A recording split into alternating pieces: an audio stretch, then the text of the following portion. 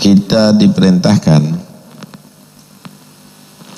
untuk perhatian kepada keluarga dengan silaturahim, membantu mereka.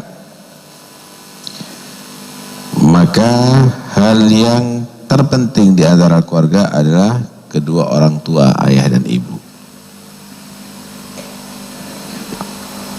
Karena itu seseorang jangan lupa untuk berbakti kepada ayah dan ibu.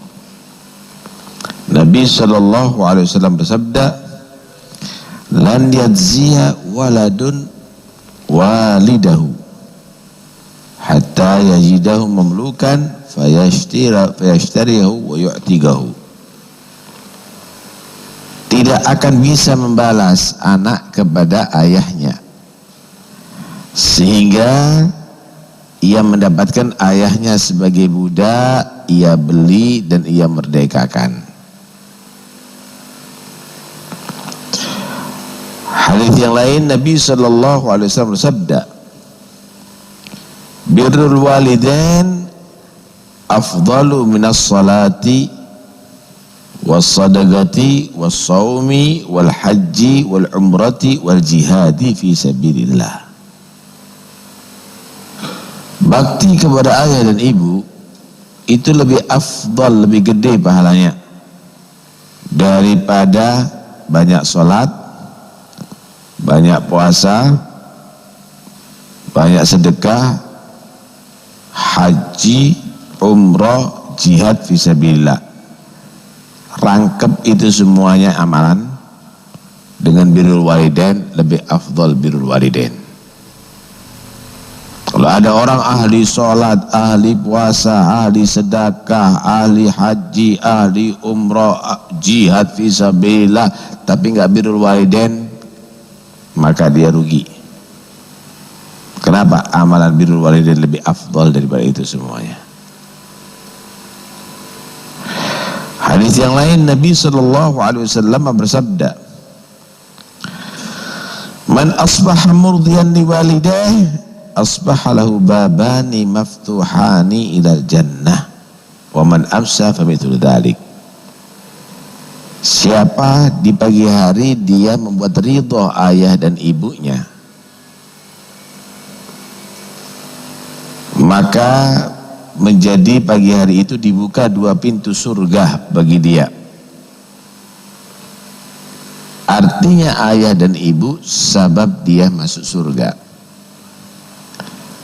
Siapa yang disuruh hari seperti itu, berarti malam hari kesempatan masuk surga ada. Sebab birrul walidain, bakti kepada ayah dan ibu. Wa in kana wahidan fa wahidun. Kalau perhatiannya kepada satu, ya satu pintu surga. Artinya yang dua-duanya itu adalah lebih mudah masuk surga daripada satu pintu. Dua pintu lebih mudah masuk surga daripada satu pintu. Sebaliknya, waman ashab muskhitan liwalidayhi asbaha lahu babani maftuhani lan nar. Siapa orang pagi hari dia membuat murka ayah dan ibu, buat kesal hati ayah dan ibu, maka pagi hari itu dua pintu neraka dibuka bagi dia. Waman amsa mithlu dzalik. Siapa orang yang seperti itu di sore hari, ya berarti dua pintu neraka juga dibuka bagi dia, membuat murka ayah dan ibu. Wa in kana wahidan fa wahidun. Kalau salah satu di antara ayah dan ibu murka kepada dia, ya satu pintu neraka terbuka bagi dia. Artinya kalau mati di malam itu masuk neraka dia.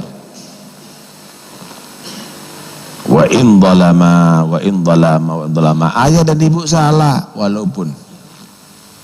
walaupun ayah dan ibu salah, bukan membenarkan kesalahannya, tapi tugas kamu adalah birrul walidain. Jadi tetap berbakti. Itu coba ada anak kadang-kadang kalau ada orang tua bermasalah ayah dan ibu, tetap coba anak-anak harus bakti kepada ayah dan ibu. Jangan membela salah satu, durhaka kepada satu yang lainnya. Tetap berbuat baik. Qala sallallahu alaihi wasallam, innal jannata yujadu rihaha min masirati 500 am wa la yajidu rihaha 'aqun wa la qati'u rahim. Bau surga itu dapat dicium dari 500 tahun perjalanan sebelum sampai ke surga. Tahu bau kamar pengantin enggak? Kalau dibuka pintunya, Masya Allah 10 meter sudah terasa bau wanginya, terasa bau dingin AC-nya. Surga sebelum sampai 500 tahun perjalanan. Kalau kita berjalan 500 tahun nggak berhenti, berapa mil tuh? Sebelum sampai ke sana udah terasa baunya itu surga. Wala yajid rihaha 'agun wala qati'ur rahim. Tidak bisa merasakan baunya surga orang yang durhaka kepada ayah dan ibu dan orang yang memutus silaturahim.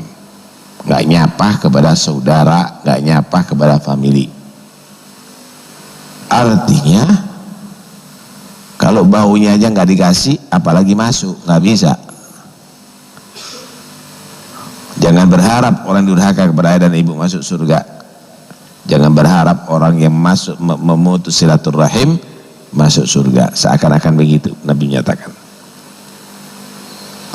Nabi SAW bersabda, birra ummak wa abak wa ukhtak wa akhak summa adnak fa adnak.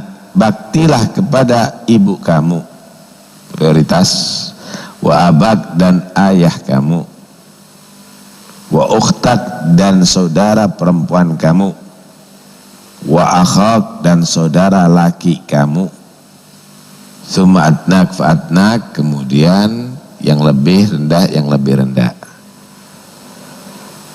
Jadi bakti itu kalau nggak ada ayah dan ibu kepada saudara, khususnya yang perempuan diperhatikan karena mereka lemah.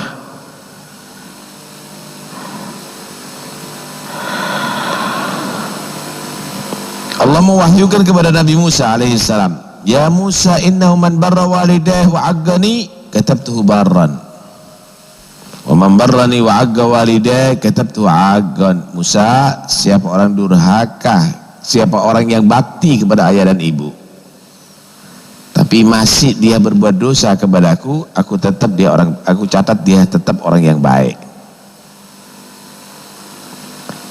Siapa orang yang baik kepadaku, ibadahnya luar biasa, tapi durhaka kepada ayah dan ibu, aku catat dia orang yang durhaka, orang yang biadab. Karena itu prioritaskan ya kalau ada ayah dan ibu. Akbarul kabair, paling besarnya dosa besar. Wah, ini paling topnya dosa itu ada kabair, ada saghair, ada dosa besar, ada dosa kecil. Khilaf ulama apa definisi dosa besar. Yang paling kuat dosa besar itu adalah dosa yang diterangkan dalam Al-Quran atau hadits siksanya, yang diancam dengan siksa. Dosa besar itu ada tingkatannya. Yang paling gede apa? 3. Yang paling gede, pertama al-isyrak billah, mensyirikkan Allah, udah jelas. Kedua, ugugul walidain, yaitu durhaka kepada ayah dan ibu. Yang ketiga, gauluz zur atau syahadatuz zur, bersaksi palsu. Orang benar dia saksikan salah, orang benar disaksikan, orang salah disaksikan benar, membuat saksi palsu. Oh, bahaya itu. Masya Allah. La yadkhulul jannah, nggak masuk surga. Mudminu khamrin, orang yang pecandu khamr. Wala aqli walidah, dan orang yang anak yang durhaka kepada ayah dan ibu. Wala mannan, dan orang yang mengadu domba, kata Nabi SAW. Diriwayatkan, ada riwayat, tapi qilah, riwayat ini tidak kuat, tapi perlu untuk dijadikan satu pelajaran. Ketika Ketika Nabi Yakub, ayah Nabi Yusuf, datang kepada Nabi Yusuf, Nabi Yusuf menjadi aziz, menjadi perdana menteri saat itu. Nabi Yusuf nggak berdiri waktu itu, terlambat berdirinya untuk menyambut ayahnya. Maka Allah mewahyukan kepada Nabi Yusuf, atata'adzam antakum li abik? Wahai Yusuf, apakah kamu itu merasa hebat apakah kamu itu merasa tidak berharga, kurang bernilai untuk berdiri menghormati ayahmu? Demi kemuliaanku, maka aku sebagai hukuman kepada kamu, aku tidak keluarkan dari sulbimu turunan seorang nabi. Hati-hati lah ya, orang kalau tidak durhaka sama orang tua, nanti anaknya bisa nggak soleh nanti turunannya. Hati-hati. Tapi ini riwayat tidak kuat. Tapi yang jelas begitu memang. Kata Nabi SAW, al-birru salaf, bakti itu utang yang akan dibayar nanti sama anak turunannya. Durhaka itu utang akan dibayar nanti sama anak turunannya. Karena itu pingin anaknya jadi soleh, bakti kepada kamu, yang bakti sama orang tua kamu. Jangan main-main urusan ini. Anak kamu yang akan jadi korban, turunan kamu nanti yang akan jadi korban. Na'udzubillah min dzalik. Insyaallah. Diceritakan ada seorang anak menghajar seorang tua, diajar, nangis-nangis. Orang lihat begitu ya marah, ditegur ini anak, mau dihajar sama orang. Orang tua itu mengatakan jangan kamu siksa anakku, kata dia. Loh, ini Anda tadi, anakku, kata dia. Loh, kok kurang ajar kamu sama orang, tambah pegel orang mau ngajar. Jangan, bukan salah dia, salah aku, katanya. Karena dulu aku pernah menghajar orang tuaku, sekarang anakku mengajar kepada aku. Hati-hati. Al-birru salaf. Alhasil, prioritaskan ayah dan ibu. Kalau kepingin kamu tadi itu dibakti oleh anak-anak kamu. Jangan nanti urusan ibadah lebih dipentingkan, tapi orang tua tidak dipentingkan, maka percuma. Kalau perlu jangan musafir, jangan pergi, tapi bepergian yang mubah atau bepergian yang sunnah, kecuali dengan izin ayah dan ibu kamu. Barangkali kamu diperlukan saat itu oleh ayah dan ibu kamu. Contoh, haji itu adalah sunnah secepatnya bagi yang mampu untuk melaksanakan haji. Sunnah untuk secepatnya melaksanakan haji. Haji yang wajib. Tapi orang tua lagi membutuhkan kamu tunda hajinya kamu, itu lebih afdol. Kenapa? Ridhonya orang tua itu lebih utama. Mencari ilmu misalnya, bukan ilmu yang wajib, mencari ilmu yang sunnah, itu adalah sunnah hukumnya. Berangkat ke Hadramut sunnah. Tapi orang tua tidak mengizini, jangan berangkat. Jangan kamu tadi itu cari yang sunnah, tapi kamu tadi itu meninggalkan yang wajib. Maksa-maksa sampai sawahnya dijual misalnya, tidak benar. Kecuali orang tuanya tadi itu juga senang hati melaksanakan itu.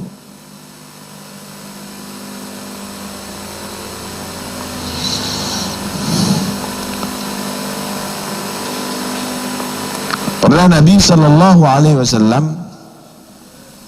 didatangi oleh seseorang dari Yaman, anak muda. Dia berangkat kepada Rasulullah dari Yaman, ingin bergabung untuk jihad membela agama Islam bersama Nabi. Maka Nabi tanya, hal bil Yaman abawak, di negeri Yaman masih ada ayah dan ibu nak? Qala na'am, iya ya Rasulullah. Qala hal adina lak, ayah ibu kamu mengizini kamu nak untuk bergabung untuk jadi pasukan di sini? Qala la, tidak ya Rasulullah. Qala irji' ila abawaik fasta'dinhuma fa in fa'ala fajahid wa illa fabirrahuma mastata'ta fa inna dhalika khairu ma talqallahu bihi ba'da tauhid. Wahai anak, kembali kepada ayah dan ibu kamu, minta izin sama ayah dan ibu kamu. Kalau ayah kamu mengizini kamu, ayah dan ibu kamu mengizini, silahkan bergabung untuk jihad. Kalau tidak, bakti kepada ayah dan ibu kamu semaksimal mungkin, karena sesungguhnya tidak ada amalan kamu bertemu dengan Allah yang lebih afdal, lebih utama setelah tauhid, melebihi daripada birrul walidain, bakti kepada ayah dan ibu. Allahu Akbar. Prioritaskan itu ayah dan ibu. Gabung jihad macam-macam dengan kelompok-kelompok macam-macam, tapi nyakiti hati orang tua tanpa seizin orang tua, apa ini? Nggak benar itu. Seorang datang lagi kepada Nabi SAW, yastashiru fil ghazwi, minta isyarat, minta bimbingan Nabi untuk bisa dia bergabung dalam peperangan. Maka Nabi tanya, ala ka walidah, punya ibu nak? Qala na'am, iya ya Rasulullah. Qala falzamha fa innal jannata tahta rijlaiha. Lazimi ibu kamu, rawat ibu kamu, dampingi ibu kamu selalu, maka sesungguhnya surga di bawah dua telapak kaki ibu kamu. Allahu Akbar. Habib Abdullah bin Umar Syatiri, abahnya Habib Hasan, Habib Salim itu, wasiat, kalau aku mati, tanamkan aku di bawah kaki ibuku, karena berharap surga di bawah telapak kaki ibu. Allahu Akbar. Allah. Seseorang datang kepada Nabi. Dia tinggalkan ibunya, dia mau baiat, mau siap untuk berkorban untuk Nabi. Sambil itu para pemuda berkata, bangga dia, ma ji'tuka hatta abkaitu walidai, ya Rasulullah, aku datang, aku tinggalkan ayah dan ibuku sampai menangis, tapi aku tetap ingin bergabung dengan anda. Maka Nabi menyatakan, irji' ilaihima fa'adhikhuma kama abkaitahuma, balik lagi kepada ayah dan ibu kamu, sebagaimana kamu membuat menangis ayah dan ibu kamu, sekarang buat senyum ayah dan ibu kamu. Setelah kamu ketemu aku, kembali kepada ibu kamu, buat bahagia sebagaimana sudah kamu buat sedih ayah dan ibu kamu. Masya Allah, begitu taklim itu. Tinggalkan bapak ibu kamu, kita harus ada solidaritas itu dan ini. Solidaritas apa mas? Ayah dan ibu kamu prioritaskan ya, tapi dalam bentuk bukan maksiat kepada Allah Subhanahu wa ta'ala. Ketika tidak ada ayah dan ibu, maka saudara kamu yang lebih tua hormati, baktilah kepada saudara lebih tua kamu. Saya kepingin biayai ayah dan ibuku, biayai saudara kamu, kakak kamu, kalau kamu mampu biayai. Itu bentuk birrul walidain. Karena itu Nabi menyatakan, haqqu kabiril ikhwah ala saghirihim ka haqqil walid ala waladih. Hak daripada kakak, saudara tua terhadap yang lebih kecil itu adalah seperti haknya ayah, haknya orang tua kepada anak. Anak kepingin misalnya ngasih ibu anak rumah, kasih saudara perempuan kamu rumah atau kakak kamu rumah. Anak kepingin mengumrohkan ibu saya, umrohkan dia. Anak kepingin ngasih hadiah ibu saya duit 1 juta, kasih dia 1 juta. Mau apa lagi? Ya situ caranya untuk birrul walidain. Hah? Nih, perlu kita koreksi diri kita. Kekurangan yang ada pada diri kita perlu kita koreksi. Kata Nabi begini, idastas'abat ala hadikum dabbatuh aw sa'a khuluqu zawjatihi aw ahadun min ahli baitihi falyu'addin fi udhunihi.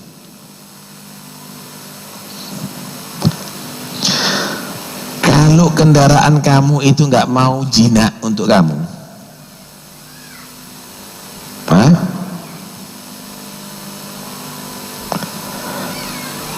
Atau istri kamu tadi itu kok nggak bagus akhlaknya kepada kamu, atau keluarga kamu, anak kamu mungkin adani di telinganya, maksudnya apa? Berarti ada yang kamu lupakan, mungkin sholatnya, mungkin kamu tidak mengajak al-falah kepada anak kamu, mungkin kamu kurang mengenalkan kebesaran Tuhan kamu, mungkin kamu tidak tanamkan tauhid kepada keluarga kamu, mungkin tidak ada kesunahan Nabi yang kamu terapkan untuk keluarga kamu, mungkin juga baktinya kamu, silaturahimnya kamu kurang. Alhasil koreksi dan koreksi. Bukan berarti adzan terus sampean Allahu Akbar, Allahu Akbar. Dia penting, karena adzan itu mengusir setan, iya. Tetapi ini maksudnya koreksi, koreksi dan koreksi. Karena terjadinya perubahan itu karena kamu berubah. Terjadinya perubahan itu karena kamu berubah. Ya, karena itu ayah dan ibu prioritaskannya dalam segala hal. Dikatakan siapapun orang yang jadi mulia, ustadzkah dia, jadi pejabatkah dia, jadi orang terhormatkah dia, jangan sampai dia enggan melaksanakan 3 hal. Jangan berubah ini. Pertama, berdiri untuk menghormati ayah dan ibu. Inti jadi ustad, ciumi tangan kamu, ketemu dengan ayah, berdiri, cium tangannya. Jangan nanti jadi ustad, bapaknya jadi seperti muridnya dia, tapi jatuh inti martabatnya di sisi Allah. Berdiri untuk orang tua, hatta di majelis fikih, jangan sampai enggak. Ya? Hormati orang tua kamu lebih daripada diri kamu. Kalau kamu duduk ada di kursi kebesaran, ada orang tua, suruh duduk di situ. Jangan kayak orang tua duduk ada di situ seperti orang awam, kemudian kamu ada di kasur gitu. Lah, hormati orang tua. Itu yang pertama. Yang kedua, khidmat kepada tamu. Orang dulu itu nyugui tamu. Ini enggak, orang lain dia jadi raja juga, jadi tamu juga, khidmat sama tamu. Habib Ja'far itu kalau ada tamu dia yang ngesok sendiri. Ada seorang menyatakan, Habib jangan kamu, saya aja ngesok. Kenapa kata dia? Ya nggak pantas anda ngesok untuk tamu. Loh, kok nggak pantas? Anak sahibul bait paling pantas, yang hormat kepada tamu. Nanti di hari kiamat Nabi itu disediakan telaga Kautsar yang bagi Nabi. Nanti apa kamu nyatakan jangan kamu Rasulullah bagi, ada yang bagi? Ya nggak mau orang kalau dibagi. Orang pengen dapat dari tangan Nabi.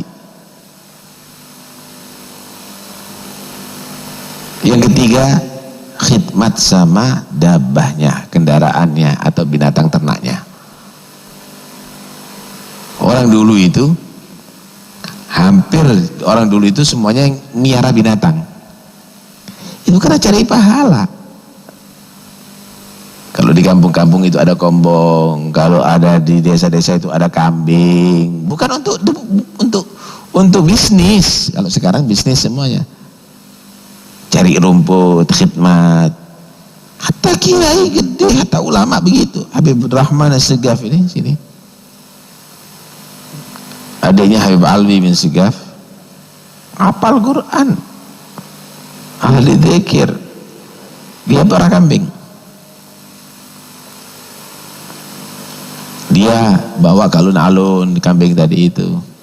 Nanti dia tadi itu ambil rumput, bawa rumput kepada kambing. Cari pahala. Dan itu satu bentuk tawadhu. Satu bentuk tawadhu. Dan mereka tadi itu miara itu semuanya. Kadang-kadang persiapan kalau ada tamu dipotong, kambingnya dipotong, ayamnya. Sekarang kan tidak ada wafer yang dikasihkan sama tamu. Serak kape, serik kape itu. Mudah-mudahan insyaallah masih banyak, masih ada ayah dan ibunya, kasih kesempatan ya, cari ridho ayah dan ibu kamu ya.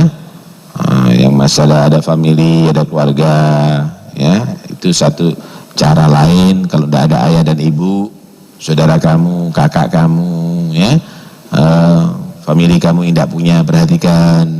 Itu birrul walidain tuh ya. Dilihat apa yang diperlukan ya. Apa kasih kalau kamu mau kasih. Enggak akan keluar harta kamu.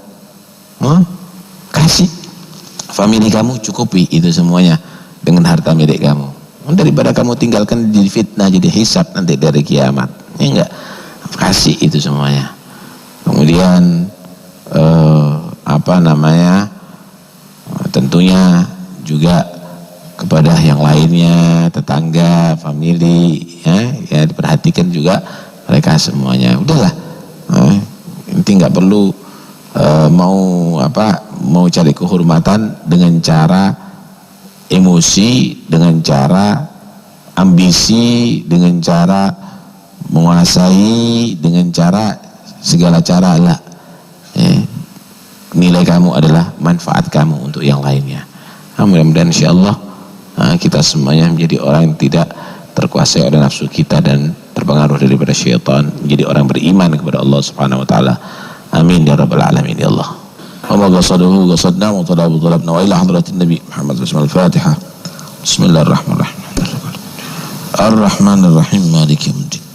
Iyyaka na'budu wa iyyaka nasta'in. Ihdinas siratal maghdubi 'alaihim wad-dallin. Rabbana taqabbal minna innaka antas samiul 'alim wa tub 'alaina innaka tawwabur rahim. Warhamna ya arhamar rahimin. Ighfir lana ya khairul ghafirin. Sallallahu alaihi wasallam Muhammad. Alhamdulillah rabbil alamin.